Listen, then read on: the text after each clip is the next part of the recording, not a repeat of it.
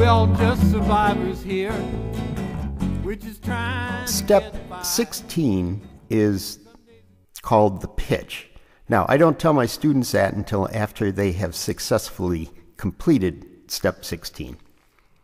So what you want to do is you want to position your feet just like they were in step 15, except that your weight is going to be above the right foot as opposed to being above the left foot. The arms are dangling loosely by the side, and again, dangling loosely so that they're nice and flexible and relaxed. Now, as she slides back to the beginning point of step 15, bring the hands together in front of the body. The lower body is now in the starting point for step 15. As she starts to slide forward, keep the hands together and bring them somewhat down the front of the right leg. Now, at this point, you want to start the circular motion of the arms, and as the stride begins, both arms should be fully extended towards the target. When they are straight to the target, leave the glove hand there and continue the throwing hand to the top of the circle, just as in step 14. It should arrive just before the left foot lands. Keep the circle going, whip the hand past the hip, and close the hips to finish as in step 14. Now, it's a good thing to practice this step in slow motion many times. But do not stop at the various points to check to see if things are going okay.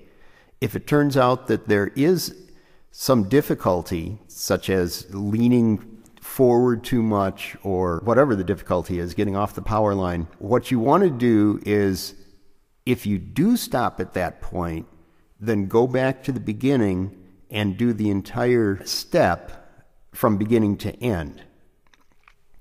We're trying to build the confidence that the pitcher is doing one fluid motion through this entire delivery as opposed to thinking of it as a bunch of individual steps. Now, as we're doing this step, we're not going to bend at the waist. The stride is a comfortable distance, about 50% wider than shoulder width. And there are many, many points to watch here. Everything that has been covered before is a good starting point. The shoulders and the hips turn together. The shoulders never go in front of the hips, while the hips will slide ahead of the shoulders by the time the left toe touches the ground. Make sure that the elbow flex increases and that the hand whips through past the hip before the hip closes. The right wrist is completely limp all the way through the motion, and the pitcher should feel it snap on its own just after it passes the hip. Repeat this step and gradually add speed. Inside the darkness at the heart of things, there's a light, there's a light. There's a light, there's a light. There's a light, there's a light.